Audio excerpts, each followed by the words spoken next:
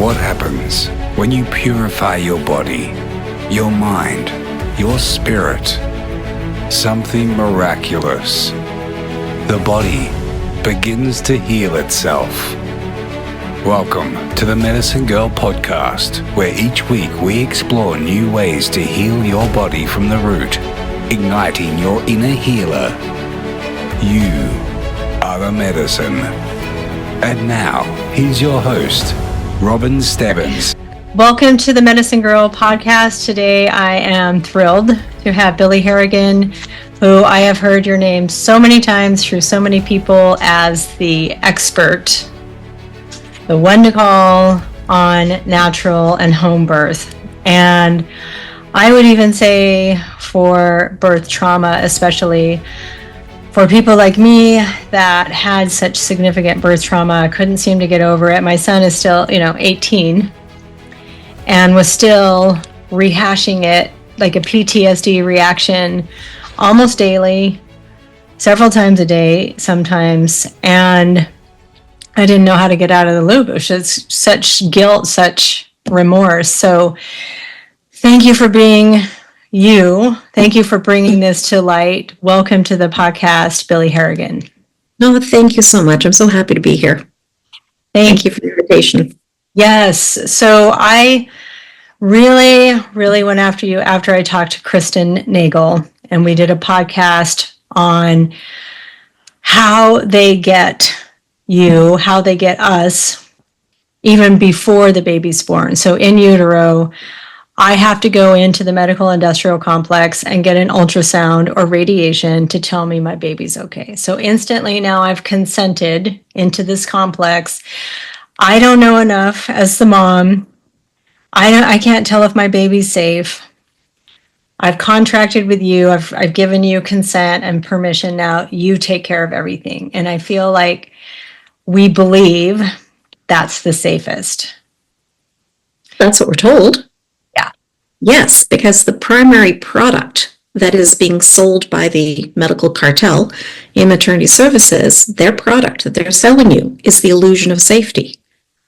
So that's what they're marketing to you. I mean, is it safe? Not necessarily. It's for the most part, not really, but that's what they sell. And so we buy the illusion of safety and we head into there and we think somehow, the likelihood of something dire going wrong is drastically diminished. Well, it's drastically increased, as we know, but thank goodness you were in the place that could save you.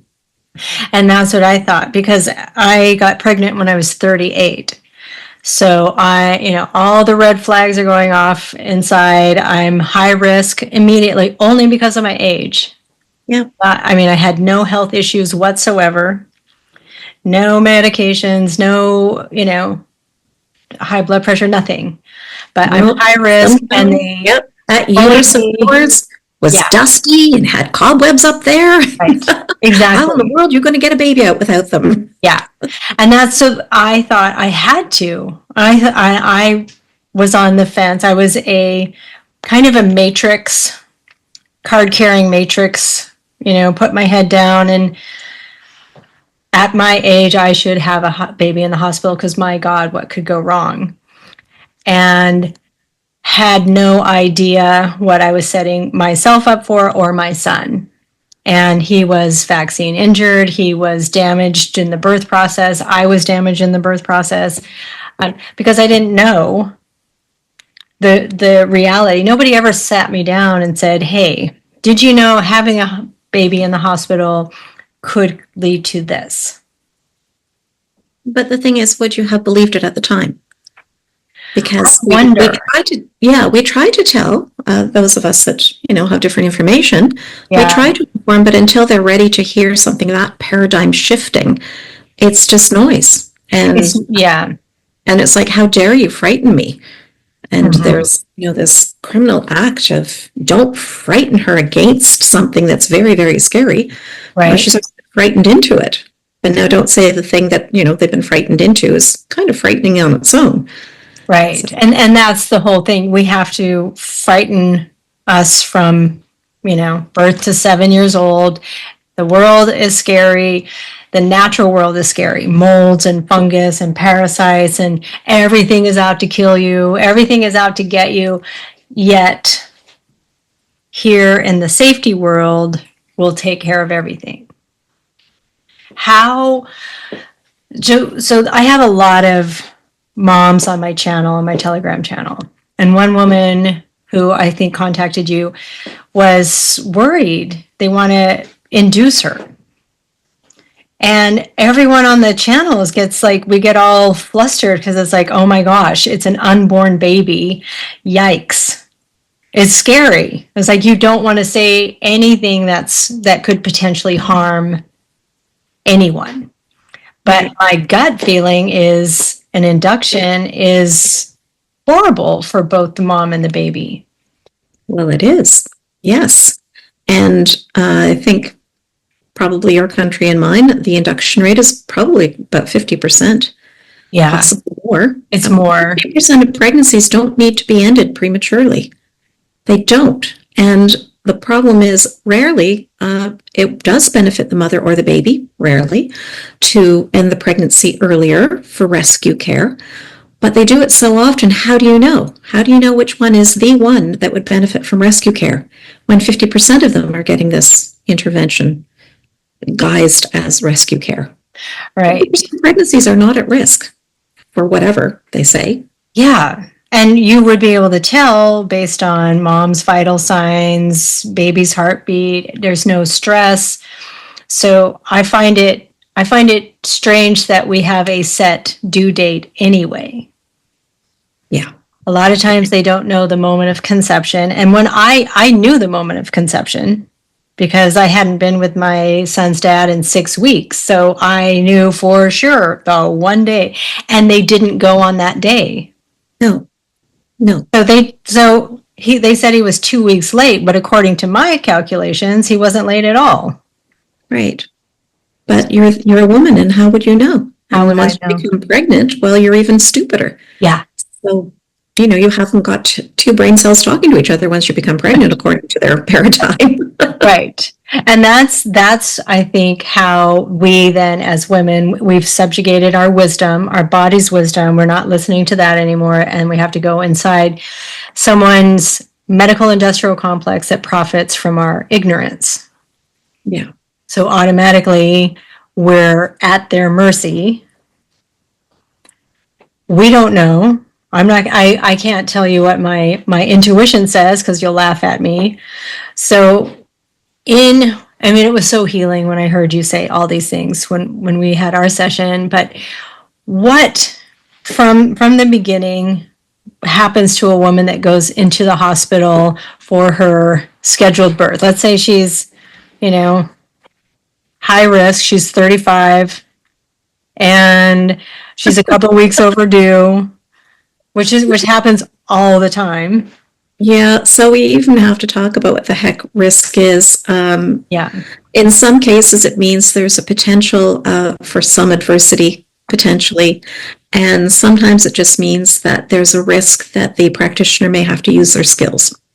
So in a home birth, something that becomes too risky to become a home birth, it's because, oh gosh, I think this trained practitioner might have to use some skills.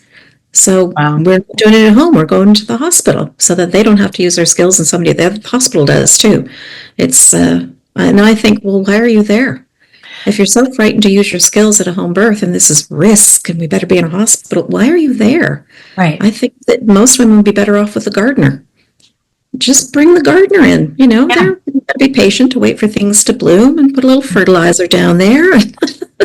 I think they would be better off with that instead of this, oh my gosh, this labor is going longer than we're allowed, or the baby might be big, or the baby might be small, or, your membranes have been released and I can't stop putting my fingers up there to give you an infection. That's the Let's thing. don't be there. Right. So the whole perspective is that birth is the most dangerous thing that will ever happen to a woman. It's not. There are a lot more dangerous things. Often just being in a violent partnership is more dangerous to women in general. Yeah. Or going to the grocery store. Yes. Yeah, but it's a medical procedure. As soon as a woman enters a hospital, she is being prepped for surgery. So she's, for the most part, denied proper food in labor because she's being prepped for surgery. Her blood is taken, her vitals are taken, or her blood is matched because she's being prepped for surgery. And time is money. This is a business. So there's only so much time that will be allotted to her. And her labor might be left to proceed at a more leisurely pace if they're understaffed. If they've got new staffing coming in or staffing going home, it'll be speeded up. This is a business. Right. And what I say over and over, it's just a service. It's nothing more. It's a service, like your car wash. Right. Service. And when it's a crappy service, don't use it. Yeah. That's all this is. You're not mandated to get your car washed or to use, the one at the corner. You're not mandated to do that. You're not mandated to do this either. It's just a service. And when it's crappy, stop using it. And I have found, I've been in the medical industrial complex as a home health nurse, hospice nurse. I used to work outpatient, psychiatric. So I could always speak my truth and stay true to my values. But I have never seen anything in the medical community that has benefited anyone except for in severe trauma, like a car accident, somebody's not breathing, drowning, gunshot wounds, that type of thing. Right. Yes. Broken bones sticking out. Yeah. And even broken bones, I'm a little extremely leery because you have a fresh break and they want to put radiation into it directly. So even then you have to, say, no, you cannot give me an x-ray. No, you cannot do an MRI. Just set the break. I'll sign whatever you want me to sign. But I don't see a reason now, knowing what I know now, to go into the hospital. No, it's for crisis care. Mm-hmm. So if perhaps she's got blood pouring down her legs and she's in pregnancy, that might be a really good idea to go to a hospital. My dog is eating my rug. You're not allowed to eat the rug. Get in you go in your puppy kennel. What in the world do you think you're doing? Come on. It's a sheepskin rug, but still. Sorry about that. I'll cut that out. But gorgeous sunny room you have. It's beautiful. So nice. Yeah, gorgeous. There are benefits to living in California. Nice. Not too much geoengineering. Plenty. Yeah. Plenty, but most of the WEFers live here and in Napa. So, the old slogan, you don't crap where you eat. So there you go. You get a break. We get a break. You can actually see the sunshine and blue skies sometimes. Okay. Yeah. Yeah. Wow. So I was saying, when is it a good time to go into a hospital? Yeah. Perhaps you're pregnant and you've got blood pouring down your legs. It could be a good reason to go. You might want to find out what's happening. Right. And there could be crisis care. Right. That would make a difference. There are situations, but for a routine birth, absolutely not. Tell me why. I obviously know why now. I want to get at that 38-year-old me. What would have worked? Because I had a gut intuition that I should not vaccinate my son. I believed in vaccines. I thought they were beneficial at that time, but I thought the risk outweighed the benefit. I'm like, I don't care if he gets chickenpox. I don't care if he gets, we'll deal with that if he catches it. But I also knew things might not be so copacetic inside the hospital. So I believe I would have listened. If someone like you had just asked me questions, I would have responded. We have to ask the question, do you know what the outcomes are of this industry that is saving your lives? Mm-hmm. Do you know that 50% or more of pregnancies are ended prematurely? Do you know that they have not reduced the preterm birth rate in 20 years? Do you know that half of all women leave with a scar on their uterus? And that affects future pregnancies. She may never be able to conceive again after that, or maybe only having more surgeries. Do you know that 1/3 of their customers leaves with and suffers through postpartum depression and or anxiety? Do you know that 1 in 10 of their customers ends up with thoughts of self-harm in the first year of life? Do you know that 1 in 8 of their customers actually leaves their services with a physical brain injury? We call it PTSD.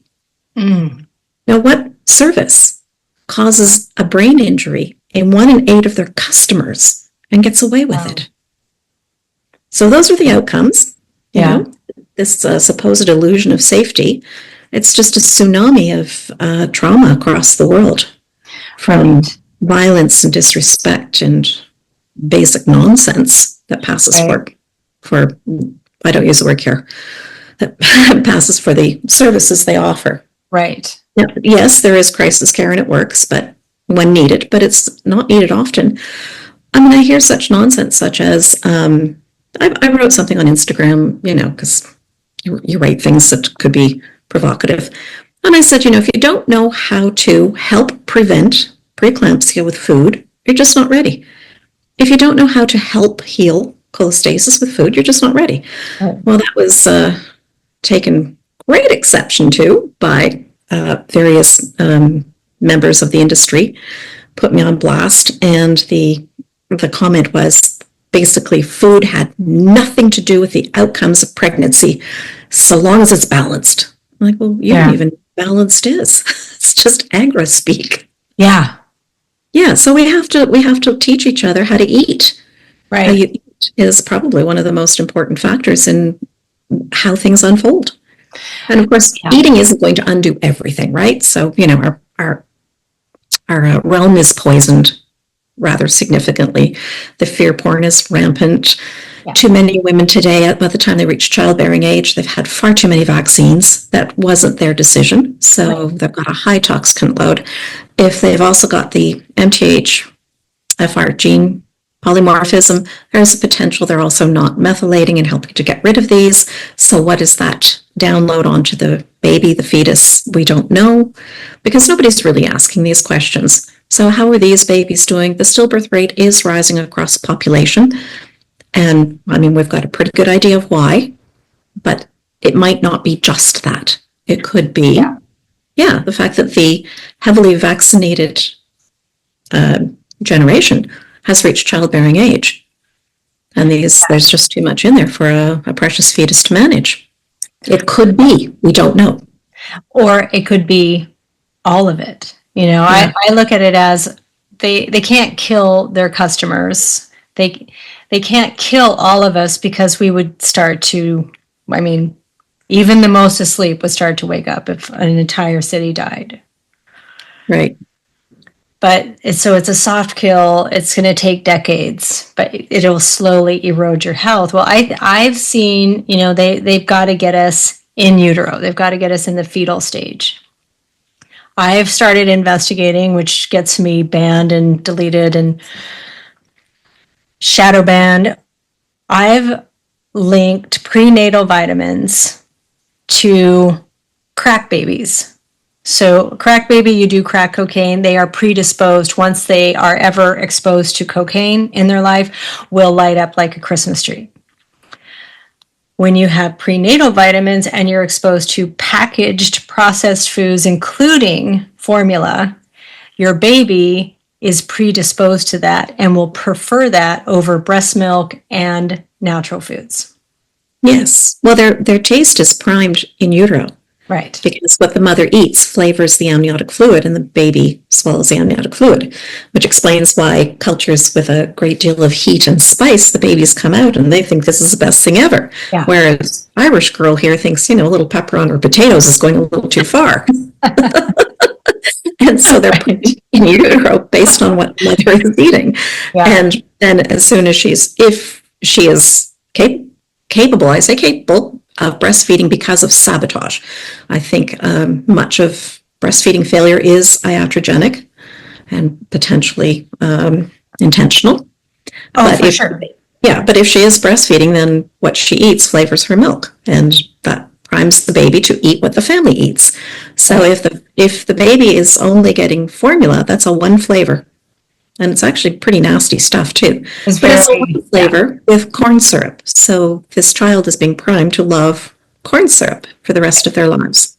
And they have the vitamins and minerals in there. So I looked at Ensure meal replacement, which is toxic garbage, but it's the same ingredients as Infamil and the infant formulas, and as the final stage of premix finishing food for livestock before slaughter.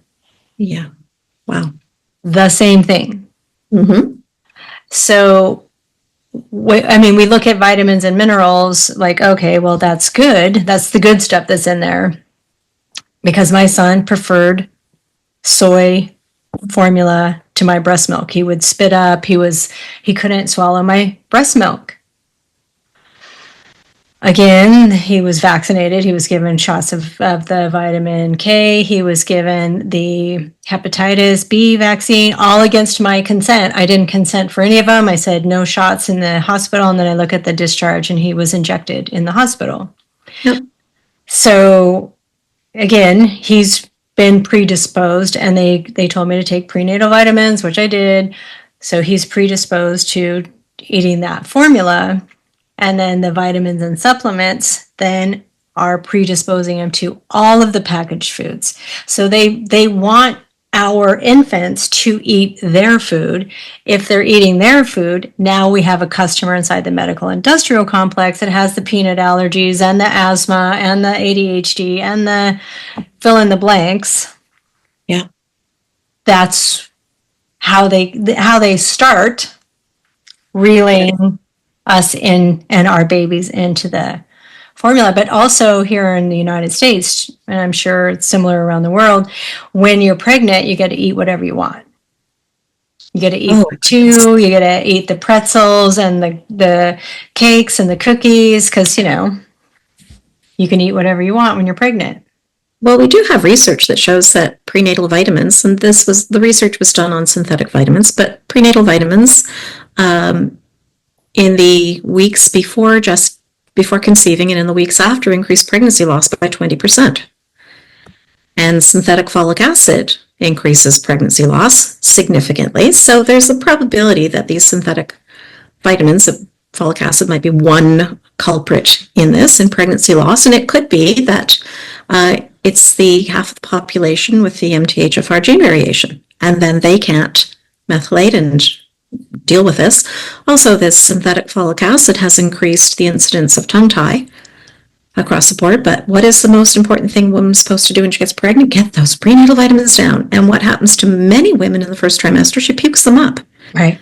Because she's protecting her embryo. Yeah. And then protecting this precious little thing growing, and she's puking them up. You go onto a Crunchy forum, and I use that very lightly. And they say, I can't keep my prenatal vitamin down. And rather than somebody saying, well, it's protective, which they never do, it's always, well, I know, I had the same problem, so I took it with yogurt, and I did this, and I did that. And it's like, oh my goodness gracious, how about we protect the baby? Yeah. And that's always, Mother Nature gives us the blueprint. And I tell people, like, when they're trying to choke down zinc or other vitamins and they get nauseous or they're going to puke them up, throw them up, I say, because they're poison. Your body is trying to get rid of them because it's a poison. And we're talking synthetic vitamins. We're talking about coal tar, ammonia, acetone, hydrochloric acid, high fructose corn syrup, black mold. That's what's making up these vitamins. And the pharmaceutical industry invented them. Mm-hmm. So you know how wonderful the pharmaceutical industry is. The wolf in sheep's clothing. Looking out for us? Yeah, of course. they want us to be healthy. Yes. Yeah. So and then we look at what are we supposed to feed our babies their first meal? Rice cereal. Right. They force fortification with rice. Folic acid is one of the main fortifications of. That was so important in my kids when I was raising mine, to start out with iron fortified cereal, Why does my baby need iron at whatever age? Well, because they denied the baby the full complement of blood, so they were low in iron to begin with, because that was one of the interferences, is to amputate the placenta from the baby prematurely, like immediately. Yeah. He loses 1/3 to 1/2 their blood volume, and then they're iron deficient by the time they're 6 months. Well, the solution to that is iron fortified cereal. Well, that's just nonsense. It's just like the baby and their blood supply alone. Yeah, and you can't get iron from taking iron. You have to eat the plants that are taking up the iron, and babies are not equipped to eat the iron. They should be on just breast milk. That gives you everything that you need, provided the mom is eating healthy. Right. Yes. And it sustains babies for a minimum, the research minimum of 2 years, even if they're not having complementary food. Right. It's an incredible push to get babies on complementary food. Like, it used to be 4 months, and then it was 6 months. I don't even know what it is right now. I don't pay attention. But by the time that baby, like on the day, you had to be mashing something up and spooning it on that day, because on that day they become deficient. Because they would pay it 5 months, 3 weeks, and 6 days, but on the day they turn 6 months, they're now deficient, and we better start getting some mashed up goo into their face, whether they're ready or not.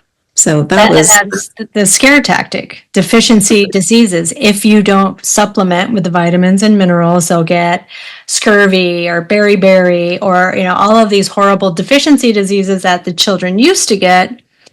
When in reality, when I started researching it, they got rickets because they were working in a factory 10 hours a day with horrible nutrition. If they even got anything to eat, they never saw the sunlight. What were the chemicals exposed to in the factory? But now that's when they forced fortification of the milk. So you had to add vitamin D, which is rat poison, to the milk. Right. Or irradiate it. And then they stop poisoning the kids, and then they get well, or they make it illegal to diagnose rickets. So look, it worked. Amazing, isn't that? Yeah. Amazing how that happens when you just change the diagnosis. I made a meme of that. I said something like, how do you eradicate disease overnight? Make it illegal to diagnose. And that's what they did with polio. That's what they did with, all sorts of these other diseases that are magically eradicated, that people just say, well, what about polio? Haha, mic drop. Well, actually, if you look at it, same with if you look at folic acid, we're supposed to get rid of neurotube defects. There was no evidence, when you look back at their research, to show that it was a lack of folic acid. Usually, if you have a neural tube defect, you were exposed to a poison. The baby was exposed to a poison in utero, or the mom, or something to that effect. Usually, it's the good old vaccines. Well, we also eliminated death by vaccine injury by taking it off the list of causes of death and replaced it with sudden infant death syndrome. Right. Yeah. And in 2020, 2021, we had sudden adult death syndrome. Yes, sudden adult death syndrome. Yeah, that happens. Crazy when that happens, isn't it? Just, they just walking fine, went to bed and didn't wake up. Yeah, perfectly healthy adults just suddenly die. Yeah. Mm-hmm. They were vaccinated, though, but that didn't matter. No. And I do tend to say that as people wake up from, one conspiracy, not theory, conspiracy, when they wake up from one to the next, I would say birth is probably the last to go, because there's so much indoctrination in it, and we have generations of indoctrination. We also carry the mitochondrial DNA of the women who came before us, and we know what happens to women when they stand up against that kind of oppression. That's not good. So no. We are programmed to protect ourselves and protect our babies, and in some ways the most protective thing we can do is to go into a system that's going to hurt us. Right. To save ourselves and our babies is to go in there and get brutalized, abused. The women use the word rape. Yeah. If they go to a place where they're going to get raped, that's their words. It's all in the research. Right. So that, yes, I will go in there, I will get raped, but that's probably the most protective thing I can do in that culture. So Right. is it the most protective? No, but in that kind of programming, yeah. In that type of programming and in the fear-based mindset. So to have the baby at home when everyone else in your family, including the baby daddy, including the mom, the mother-in-law, are saying you have to do it in the hospital, to then to do it at home, now it's all on your shoulders. You have no support. Absolutely. A lot of decisions to birth in a hospital come because they can't alienate the only postpartum help they're ever going to have. Yeah. So they alienate somebody that says, well, I will help you postpartum. I'll help you with the baby, or I'll give you financial resources or something, or I'll maintain a relationship, or I will be this child's grandparent. In order to maintain that, they have to go in that system and possibly come out traumatized and raped. Right. And I can't imagine going into the system knowing what I know now just to appease everyone else. Mm-hmm. Women now are in an impossible situation. So if you are awake, you have to really have everyone's support. It's like it takes a village to have a baby. It sure does. And I say that probably the most significant strategy in stepping out of the medical cartel for your baby is to have a new circle of support. Mm-hmm. To have a circle of support that will sustain you through it, that tells you you're not crazy, you're actually very scientifically sound, that you are protective of your baby, that you're doing things. And most women who do step out of that cartel do it with a great degree of contemplation and investigation and thorough. Yeah, they are thorough in their thought process to get there. It's not just like, oh, it's so cool to go unassisted. They don't do that. Right. They read and they research and they look up stats and they find original studies and they look at meta-analyses, and then they talk to people who have done it, and they create a circle of support where people around them are saying, you're not insane. You've done your due diligence for you, whatever that is, for that individual. And the outcomes, generally speaking, are obviously much better. Yeah. Always perfect? No, because we happen to live in this realm. So no, it's not always perfect. So yeah, some things require medical help, and sometimes there's an adverse outcome, just like it is anywhere. It's just life. Right. But you have that plan B in, your plan A. It's like, if I start to bleed out, if there's an emergency, I am this close to the hospital, this person's on call to take me, this person, so you have everything, you have your checks. Sure. Or they invite somebody who's got some basic skills. And, we all should. I'm saying if you can boil water, you can learn to help a baby breathe at birth. Yes. This is not something that needs to be hidden away behind the locked doors of L&D with some kind of secret knowledge, that only elite can have. We can all learn this. That's such a great point, because we have to have the body shrouded in mystery. Like, I asked my son's friends, where's your liver? Where's your spleen? What's your pancreas do? They don't know. Mm-hmm. And so we go over that. It's like, you can feel your liver, you can feel your stomach, like start to feel your esophagus. And so then you start to have confidence in this miraculous body. And then at that point, like, I'm already prepping my son for when he meets a woman, when he has children, who the partner he has to select, because he understands now. He's very awake and aware. But it's like, well, you have to have the woman awake and aware, and her family supporting, because she's the one that's going to make the decisions. So, all this kind of groundwork starts, I think, from they're programming our kids from 0 to 7.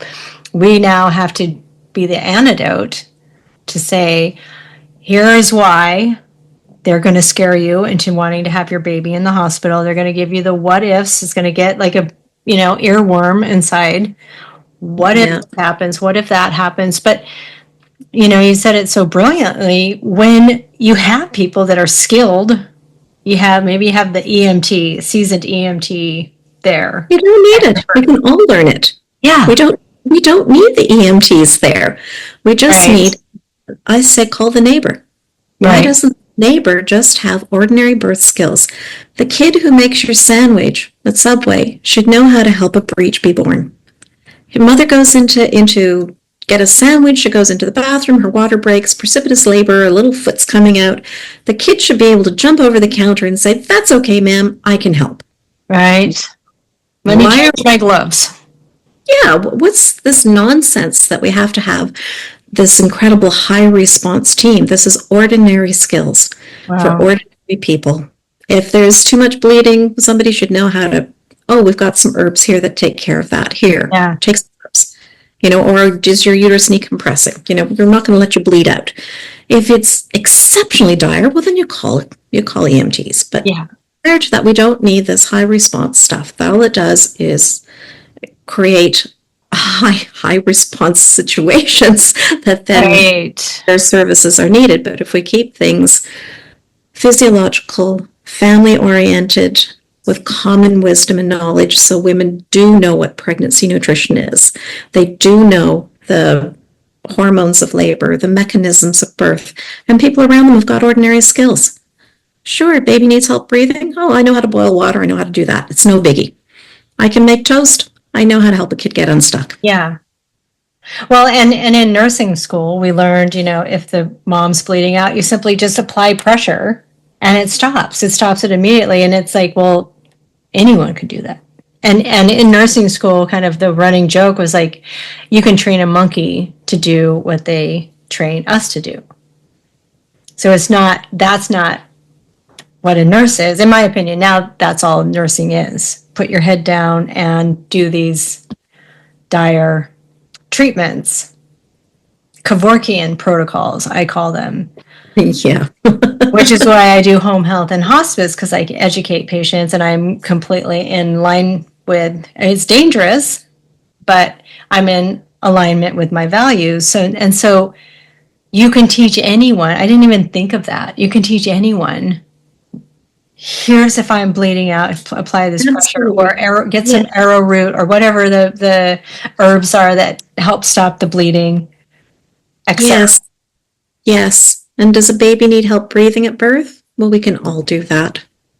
We're all encouraged to learn CPR, Right. which none of us will ever use. Well, Ever. we should learn this too. It's just a normal, and the parent should know it's a normal parenting skill. Just a normal parenting skill to help a baby breathe. And wouldn't that be so wonderful to take away that anxiety around the birth? Because I feel like, especially in my experience, I didn't want my son's dad anywhere near the hospital because he just made everything worse and more fearful. But it was more, had I known if this happens, this is going to happen. If this happens, this is going to happen. So then the anxiety is gone. Going there in a state of anxiety made everything that much more difficult. The pain that much more intense. The fear, you're holding on to something that needs to be released. Yes. And to be fair, a hospital is a reasonable place to go if a woman needs to not be near somebody who would otherwise interfere. Right. That's a reasonable reason to go to. And they kept him away. Yes. And his side of the family, I said, and the hospital is good about that. They will not let anyone in that you have designated you do not want. Yeah. So that's a reasonable time to go to. You don't have to be needing a crisis. That is crisis care. That's emotional crisis care. And that's another good reason to use a hospital. That's a good point. That's another good point. I'm learning so much just in this, and I thought, well, I know everything at this point, what I would have done, because in the PTSD that I had, and I don't like to use labels, but it is a good indicator of what I was going through. Like, I couldn't stop thinking about it. I rehashed the events. I can tell you what happened in my birth with my son like it was yesterday. That's how well I remember it. And I went back, several times a day for at least the first 10, 15 years, what I would have done, what I could have done, what I should have done. And so I think, I guess the long and the short of it is the trauma, I I think maybe could be avoided if we were in our wisdom and our power, knowing what to expect if you go inside the medical industrial complex versus having it at home. Possibly, because you don't know who you're going to get on call. We like to believe that everybody that works there is benevolent. That would be Right. glorious if it were true, but they're not. Because just like anywhere else, you're going to end up with people who are not mentally well. You end up with sociopaths, you end up with narcissists, and they inflict narcissistic perversion on somebody who thinks they're going to come and advocate for themselves. So I think the number is like more than 5 times higher prevalence of narcissists within specialty medical than the general population. I would say it's probably higher than that, but I would think so. But there's this, there's an unholy power dynamic. They have the ability to inflict pain and narcissistic perversion. And for some women, they head in there thinking, well, I can advocate. I know I'm standing in my power. And it becomes a hostage situation. right. She's literally a prisoner of war, and it's a hostage situation. And all of that advocacy in You're the right, hands yeah. doesn't do anything. Because that's exactly what happened with me. I didn't want the epidural. I wanted to go natural. And the first woman on shift was fully supportive of that. She was kind. She did exactly what I wanted. And then night shift comes on. They forced the epidural. Then I wasn't clicking any of the pain medication. I don't know if they still do that, but I wasn't clicking any more of the pain medication. And so she came in and clicked like 15 in a row, and my legs flopped completely down and the labor stopped completely. And the OBGYN comes in and says, we have to do an emergency C-section. He wanted to go home. He was tired of waiting. So yeah, you are absolutely right. You are at their mercy. Yep. You can't dictate you can't even dictate who has the baby, who delivers the baby for you. No, You just you can't. get what you get. Yeah. So, it's great when you hear, oh, you can say no. Well, you can. You can say no as much as you want. Will it be effective? Not necessarily. It might. Most of the time, yeah. Most of the time it's not. And I read a book, Coyote Medicine, and he was an OBGYN. He was half native, half white, got his degree, and then started to go back to his native roots. And when he did, he was just in, the worst place, understanding all the harm that he had done to women. Because he was delivering babies this way, and he realized, he woke up and came clean about all of it, and how, what he was doing, and the spell that they put people under. The doctors, the delivery, they're under the same spell. Yeah. Because they also believe they're delivering a baby. Right. What the heck is that? You're Yeah. in the room and you touch the kid. That doesn't mean you deliver the baby, or because the woman is irrelevant. She is removed from the birth process. If the doctor delivers the baby, that's an interaction between the baby and the doctor, right. wife or whoever, and she's basically irrelevant to the process, except that she happens to hold the uterus. And depending on the vocabulary across the population, she might not even be a woman. She might just be a uterus holder. Right. So it's been deemed irrelevant. I call neonatal resuscitation NRP, the one that was chosen by North America, I call it the Spanish Inquisition. It's unnecessarily cruel to the baby, ridiculously cruel to the baby, and the mother is irrelevant. At some point after the resuscitation, they are to inform the mother, or perhaps hand the baby to the mother, perhaps. But she's irrelevant. She's just a blob lying there, with her legs open, from which the baby was extracted. And this ongoing language, if I have a conversation with a physician, they'll tell me, oh, they've delivered thousands of babies. And I said, well, they gave birth, and perhaps you didn't let the kid fall on the floor.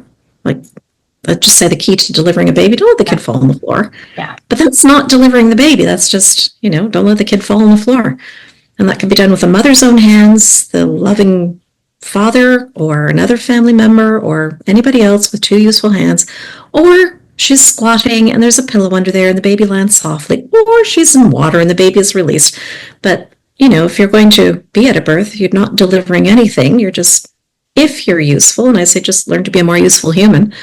Yeah. Sometimes, as a more useful human, sometimes, not necessarily very often, mom and dad are engaged in an embrace and the baby's coming and it's just, perhaps she's up too high, she's standing, just don't let the kid fall on the floor.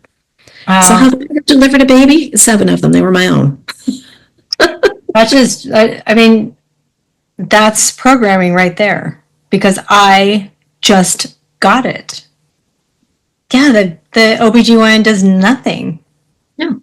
They do nothing. Or they put their hands in the birth canal or the vagina and stretch everything open and do all that horrible, painful. I don't know when they started doing that, but I wish they'd stop. That's just revolting. It's horrible. Oh, it's so violent. Yeah. And that's all they do. Or cutting a episiotomy, which is also female genital mutilation. Right. Yeah, it's just gross, but really, just don't let the kid fall on the floor. What else are you needed for? And then what do they do after that? Well, the baby goes to the resus team. After they cut its supply of oxygen and nutrients immediately. I don't know why he stopped breathing. And then the kids at the resus team, and what are they doing? They're stitching her up. Like, okay, you're stitching. And the nurse is pushing the IV of a synthetic oxytocin that supposedly prevents hemorrhage. It doesn't, but Right. Yeah. I think my model that I think would make more sense is we return birth back to mothers, families, village wise woman. Maybe it's Nana, maybe it's an auntie.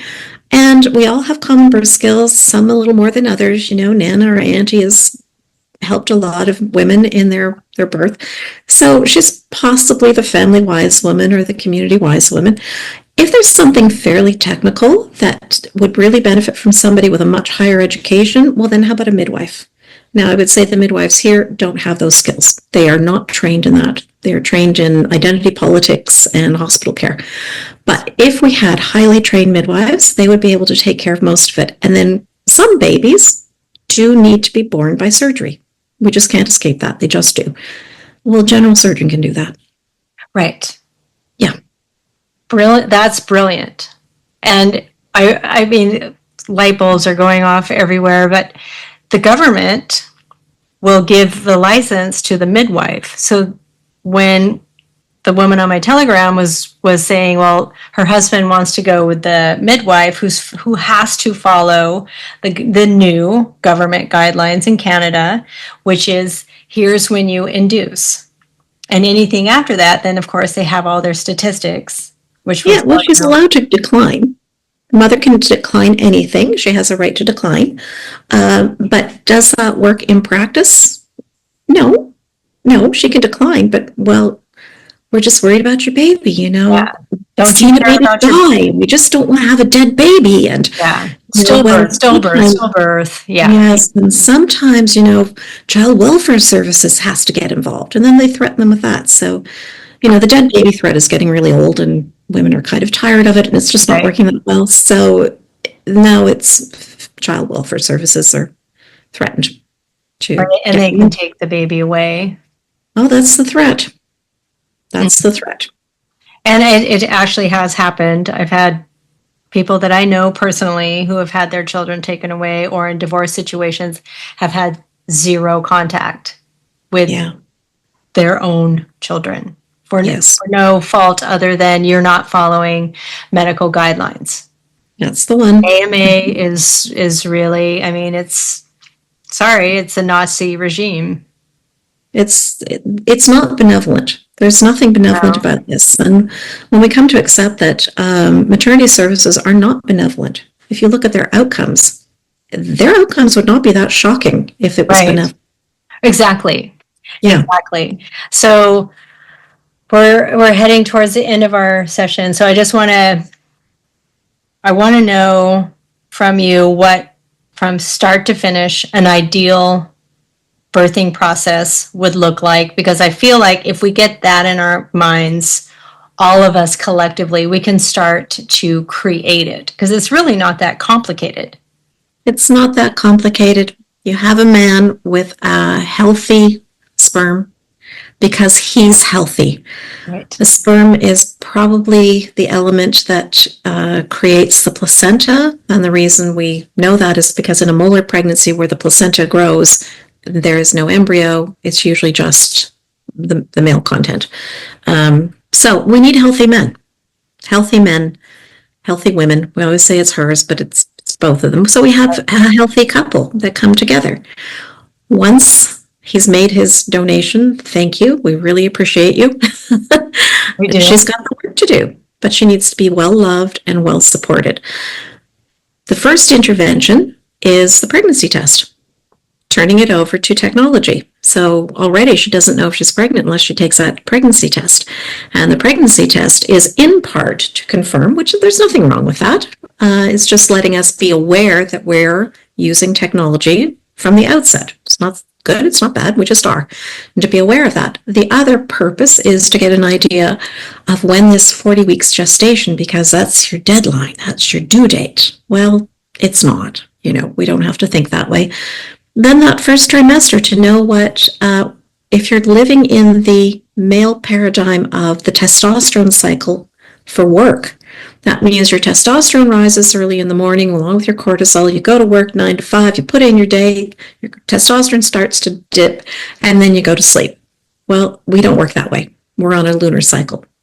And so our productivity is based on a monthly cycle of creativity, evaluation, taking out the debris, recouping and resting. So we have this lunar cycle. So if she's in the testosterone cycle at the beginning of her pregnancy, she's gonna be having a rough go. Mm-hmm. Early pregnancy is very rough when she's trying to accommodate this lunar experience. Now she's in a pregnancy experience in a testosterone cycle of 9 to 5, the 24-hour cycle. So to be prepared, if it's hard to know because we all have to eat and we all have to earn a living. But being aware of the challenges that they can face together as a couple, as a family, as a community, so she is cared for through that time.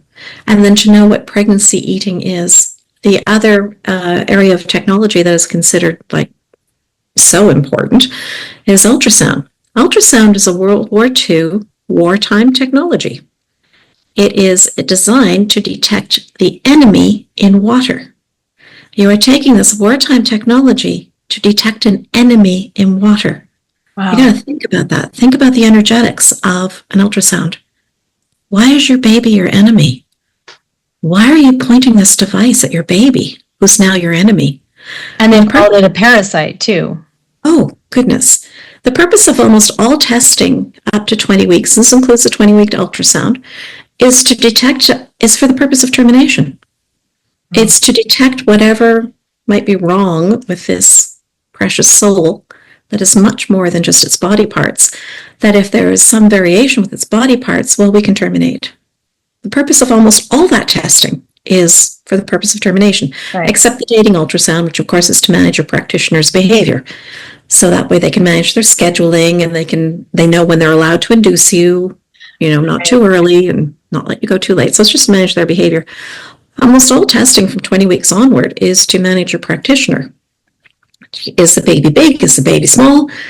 Of course, sometimes, you're a skilled, wise woman. If she's playing with the baby, she can detect the baby's size. Like, whoa, heck of a lot of water in there. We need to talk. Oh, this baby is really small. We need to talk. Those things can be detected simply. And maybe they warrant further investigation after that, in which case you have a skilled midwife. They're not skilled enough. They're the only ones who can detect at the moment. They're not skilled enough to problem solve after that. But that would be ideal. So testing to, manage your practitioner's behavior is that I'm talking about routine ultrasounds. What position is your baby in? Because if your baby isn't head down, well, then your practitioner is so de-skilled. Right. And useless, they're going to cut you open. Well, then go see the kid who makes your sandwich at Subway. Maybe they can help. It's ridiculous. So a much simpler process is being very aware of this so that your nana, your auntie playing with the baby, it's like, there's a lot of water in there. Can we talk? What's going on here? What's your carbohydrate intake in right now? Are we looking at, glucose, insulin resistance, or this baby's very small? What are you? It can always be traced back to, okay, what were you eating? And they'll always say, oh yeah, I was going crazy buying sugar cereal and putting sugar on it, and right, milkshake and a Starbucks. Yeah. Or if the baby is very small, are you eating animal products? Yeah. Interesting. We have to talk about blood volume expansion. We have to talk about albumin. If she's starting to get itchy, well, is your liver making enough albumin? What's your intake? How much protein are you getting in? So these things should be Then they need more protein. Yes. They need more protein. Yeah. Because I'm not wanting to do a vegan pregnancy. Right. Okay. Yes. Yeah. The research is pretty definitive that it just doesn't provide enough nutrition for growing a human. Yes, exactly. Yeah, I have had vegan friends who got pregnant, and just the sight of meat, they lost control and had to eat it. Oh, good. Yeah. And I'm like, trust that. That's your body waking up. And this is when I was still back in the head down, card carrying matrix member. I was still like, oh, listen to your body. You should be eating meat. Yeah. Well, that's good to hear. Mm-hmm. Yeah. And then as she grows, to know it's normal sensations, normal common pregnancy discomforts, what's normal, what isn't. When do you want to talk to your wise woman? When do you want to, is there anything that she thinks would benefit from a skilled midwife?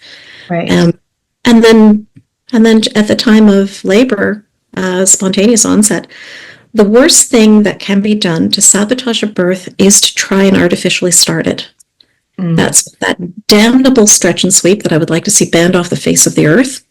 That earned me death threats. No castor oil, no acupuncture. Thank you. No Reiki, no Thank you. acupressure, nothing. The only thing you need to do to go into labor is be pregnant. Thank you. If you're pregnant, you're going to go into labor.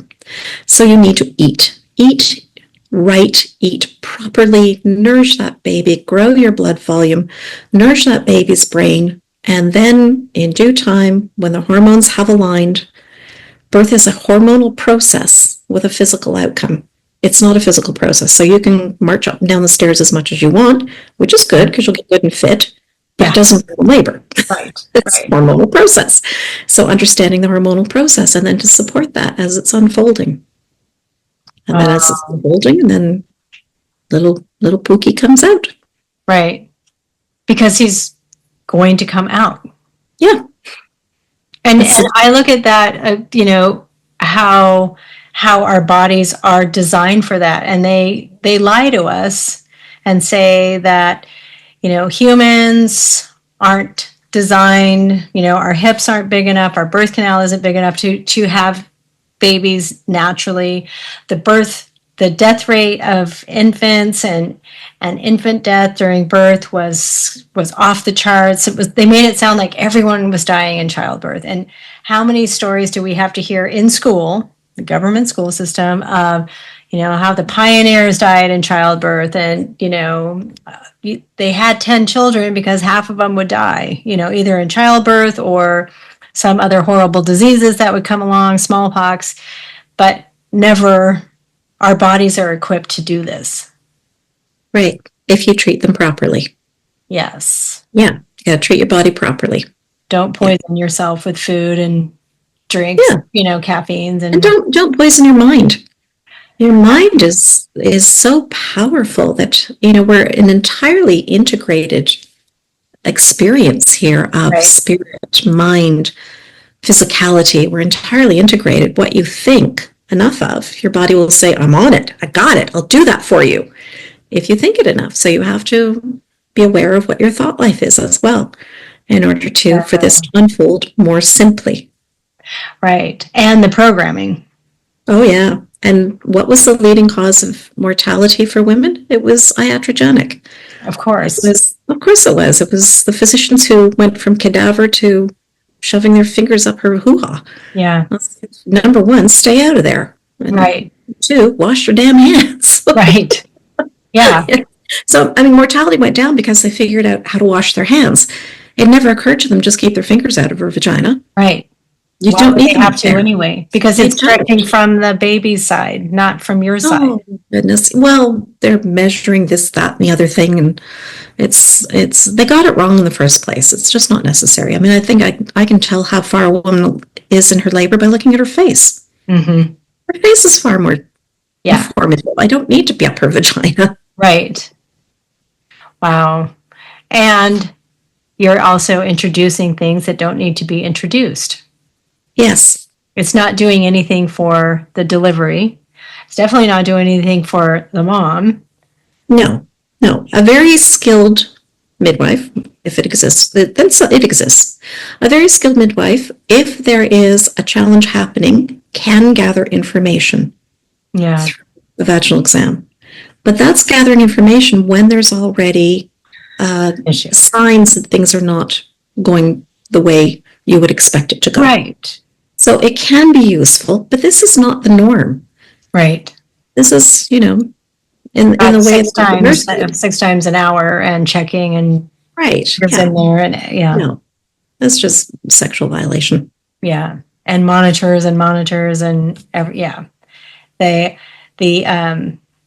vaginal ultrasound, I think, is the worst one. Yeah, it's to get a better look at the babies as your enemy. Right. That's that sweet little embryo up there, that sweet little thing. That makes so much more sense now that you connected that dot. Because I thought, well, yeah, they want these babies automatically, but to see that, they want us as women to throw our babies to the wolves. I believe government schools, vaccines, medications, whatever, these violent surgery changes. Can't put the word on here, but it's how did they get us? You tell me how I'm going to take a bear cub from its mother and inject it with anything ever. Mm-hmm.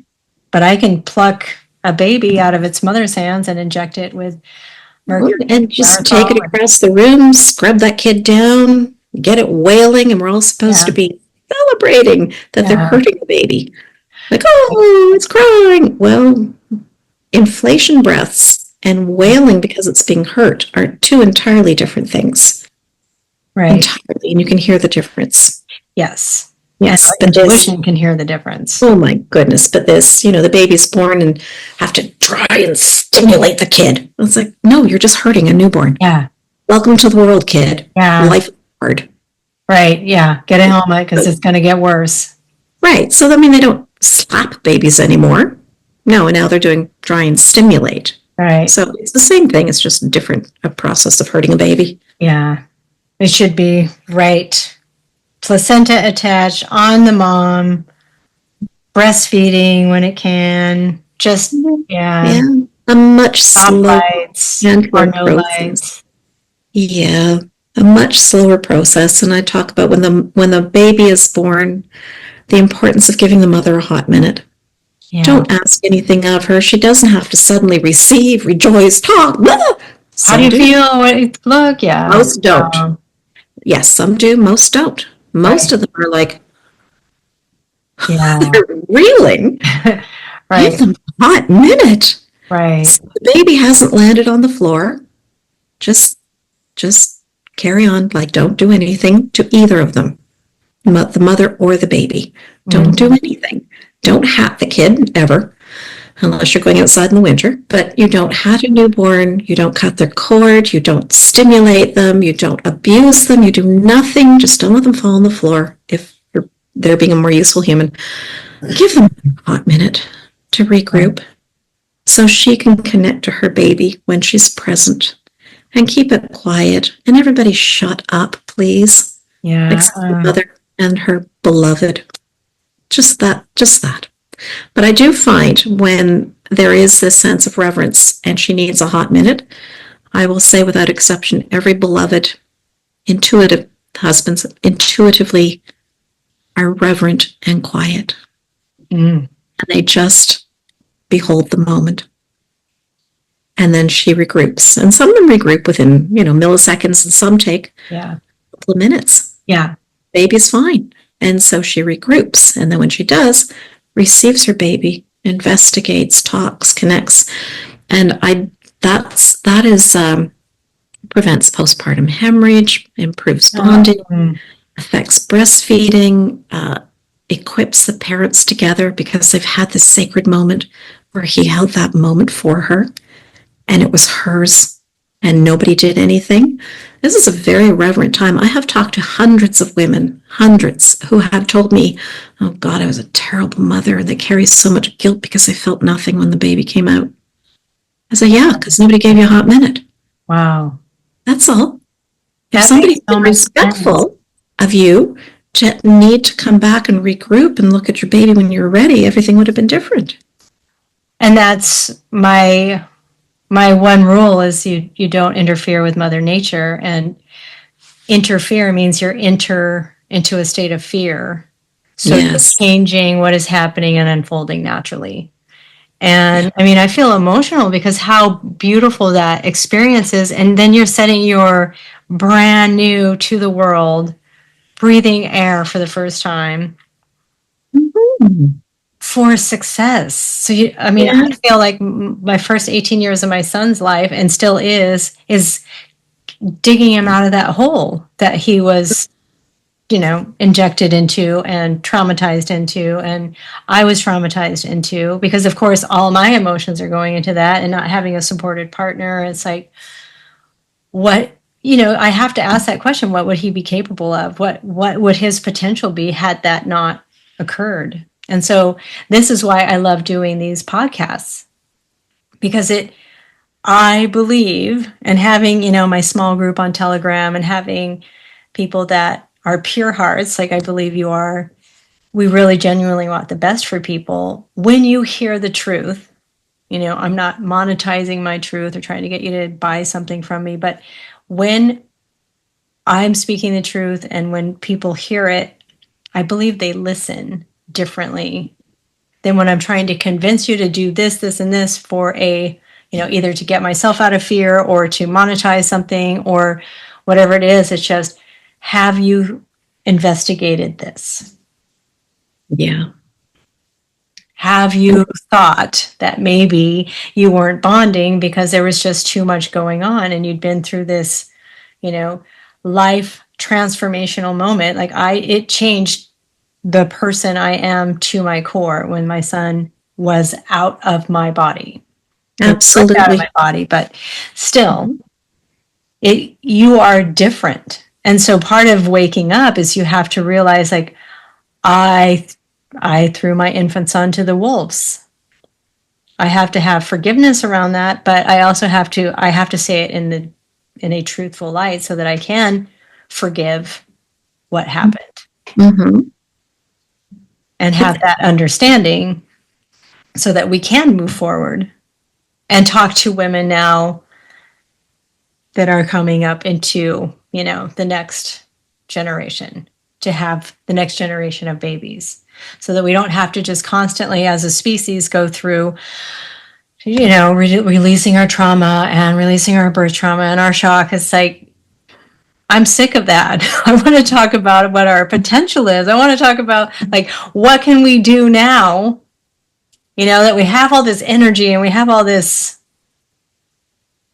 potential, health, wellness, vitality. Then we can talk about our tasks at hand. What can we do collectively to get away from these psychopathic corporations that are monetizing our sickness and disease? Well, I think it's happening. I think things are turning. It's happening. I believe you're right. And it is just that one person at a time. You're not going to see it televised. You're not going to see it on your YouTube or your Rumble or your Odyssey, but you're going to see it in the people that you talk to and the mother groups that are forming, and how to have a baby, because we have never been taught like the actual. No, COVIDiously was a wonderful gift for waking us up. And the rules for having a baby in a hospital during that stupidity was so extreme that women are getting a clue that this is not a good place to be. Right. There's some hospitals here. I don't even think there's a measles outbreak here, or maybe, I don't know. Maybe, I don't know. Right. Yes. Well, it's back to only one support person, masking the full time you're in labor and in the hospital, and no going out in the hall. They're back to that nonsense. So, of course they are. Are we back to that? Right. Like, come on, women, stay home. Stop. Stay home. Don't pander to that nonsense anymore, please. Well, for the women that are listening that aren't pregnant or are just getting pregnant or on my Telegram channel that are asking those really good questions, and I said no castor oil. Somebody said she wanted to induce. I said no castor oil. Don't take anything. That's my gut instinct. But please call Billie. Where can people find you? How can they learn about your support, what you offer? Books, everything. Come to BillieHarrigan.com. Link is right there. Okay. I also have a private member association for fostering sovereign living.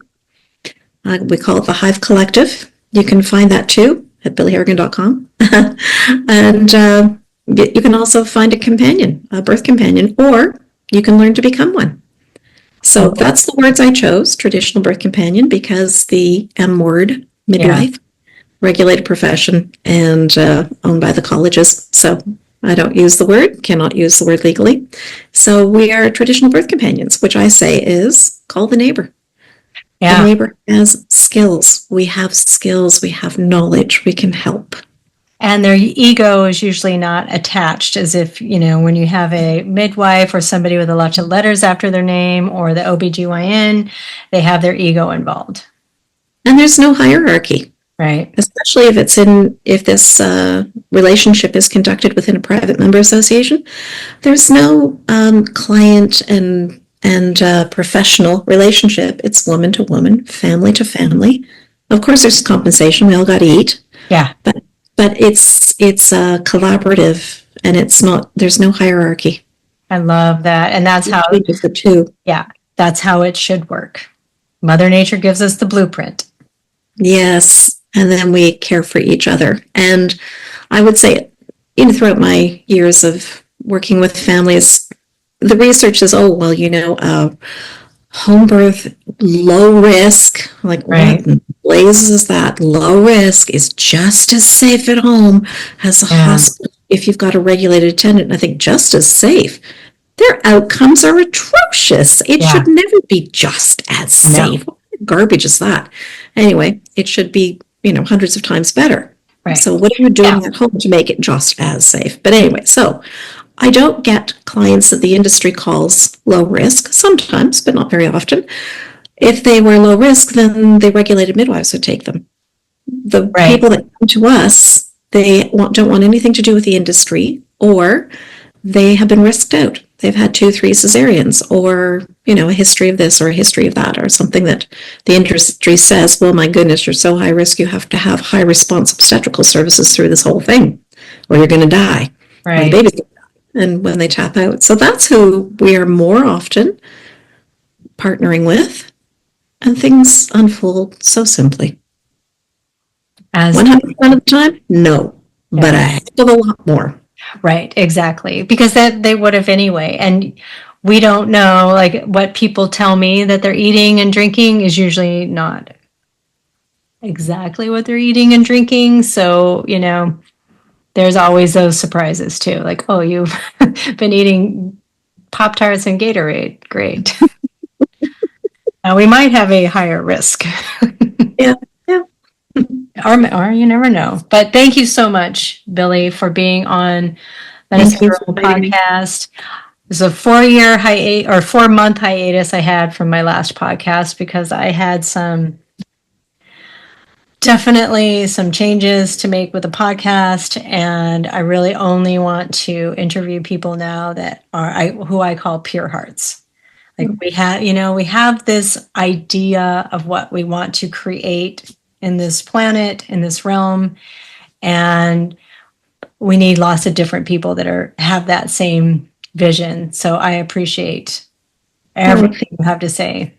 Well, I so appreciate being here. Thank you for the invitation. You're welcome. Good to talk with you again. Yeah, it was great. And I just wanted to do a plug also for women, that have had your baby. They don't care if they're 40 or 20 and you have that PTSD reaction. Like, there is wonderful avenues to getting that out. I am a case in point. I have had other people that are cases in point to talk to someone. Like, I don't think I could have done it on my own. I tried, but to reach out like to you was wonderful because you're just validating everything I knew in my mind, but nobody else believed me or could understand why I couldn't get over it. Just change the story. Just get over it. Just think about something positive. Like, I can't. Like, if I could, you would have a million times over. I don't want to do this. So reach out. Billie I think is the best, but yeah, just reach out to someone. Mm-hmm. And reach out to me if you're interested in becoming a traditional birth companion. Yes. A new cohort in September. Oh, cannot wait. Yeah. Amazing. Yeah, and that would be just a good skill to have anyway. Makes you a more useful human. Amen. And we could use more of those right now. Thank you, Billie. Thank you. Thank you for joining us for another incredible episode of the Medicine Girl podcast, where our mission is to ignite the power within so you can hear your divine wisdom and follow your soul's true north. Fear is loud. Peace is quiet. Listen to the softest voice. Remember, no one is above you. No one is below you. They are just beside you. We are all walking each other home.